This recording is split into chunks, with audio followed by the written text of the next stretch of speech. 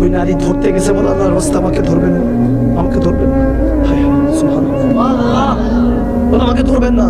বলে আপনি কি মানুষ না জিন, আমাকে একটু ধরেও দেখতেছেন না? বলে না। বলে আমার দিকে একটু তাকালেন না? না, আমি অনেক সুন্দরী, আমার দিকে একটু তাকান। চোখের পানি ছেড়ে বলতেছে, মাগো যদি ওই কামলিওয়ালা নবীকে দেখতেন, নিজের সৌন্দর্যের কথা বলে যেতেন। ওই চেহারায় ওয়াদ্দোহা যদি দেখতেন, ওই চেহারা ইয়াসিন যদি দেখতেন, নিজের হোশ ও হাওয়াস আপনি হারিয়ে ফেলতেন। कुछ होश नहीं रहता, कुछ ध्यान नहीं रहता, अक्सर इश्क में इंसान इंसान नहीं रहता। যখন ভালোবাসা হয়ে যায় তখন বান্দার বান্দা থাকে না, আল্লাহর হয়ে যায়, রাসূলুল্লাহর হয়ে যায়, ঠিক কি না? আল্লাহুল মাওলা ফালাহুল কুল্লু। একটাই তো মন, দেখবেন দুই চোখ, দুই কান, দুই ঠোঁট, দুই নাকের ছিদ্র, দুই পা, দুই হাত, দুই লিভার, দুই কিডনি, দুইটা সবকিছু। মন কিন্তু একটাই দিয়েছেন আল্লাহ, ঠিক কি না? এক মন দিয়ে সবাইকে রাজি করতে পারবেন না। আমার আল্লাহ বলে দিচ্ছেন, ফাত্তাবিউনি ইউহিব্বুকুমুল্লাহ, নবীকে রাজি কর, আমি আল্লাহ তোকে বান্দা থেকে বন্ধু বানিয়ে দিব। সুবহানাল্লাহ।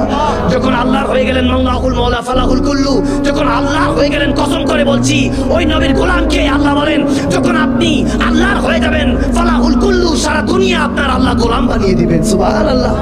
যখন এটা হয়ে গেল, তখন ওই নবীর কথা, আল্লাহর কথা শুনে ওই হাতুন, ওই বোনটার, ওই মাটার দিলটা পরিবর্তন হয়ে গেল, ইমানের নূর এসে গেল। তখন বলতে লাগলেন, আমাকেও কালমা পড়ান, আমিও সেই সাইয়্যিদা কায়নাত মা ফাতেমাতুজ জাহরার সঙ্গিনী হতে চাই। যখন কালমা পড়ে নিল, বলতেছে, আমার বাবা কেমন যে আপনার কাছে ছেড়ে দিয়ে গিয়েছে, আর আপনি আমার কত কষ্ট দিতে পারতেন, আমার উপরে জুলুম করতে পারতেন, কিন্তু আপনি আমাকে ছুঁয়েও দেখছেন না, চোখ দিয়েও ছুঁচ্ছেন না, নিজের জিসম দিয়েও ছুঁয়ে দেখছেন না, আমি আপনার দলে আসতে চাই। তখন কালমা পড়িয়ে মুসলমান বানিয়ে দিলেন। নবীর কথাগুলি শুনতে লাগলেন। সারা রাত পার হয়ে গেল। এবার মন্ত্রী দরজা খুলে নিজের মেয়েকে যখন ডাক দিল, মেয়েটার সামনে আসলো।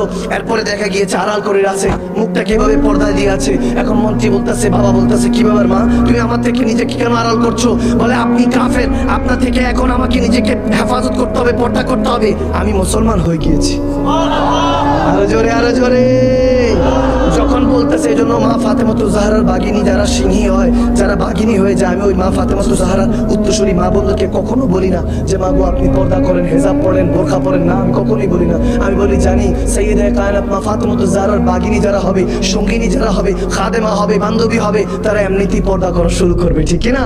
কারণ ঈমান যখন চলে আসবে, যখন এরকম হলো, ওই মঞ্চিত মেজাজ খারাপ, এই ব্যাপার, মেয়েকে পাঠালাম তার ঈমান দুর্বল করতে, তো দেখি আমার মেয়েরই কিনা বসে আছে, আমার মেয়ের ঈমান নিয়ে বসে আছে। যখন বললো, তখন আব্দুল ইবনে হুযায়ফাকে ধরে বাদশার কাছে পেশ করে দিয়েছে।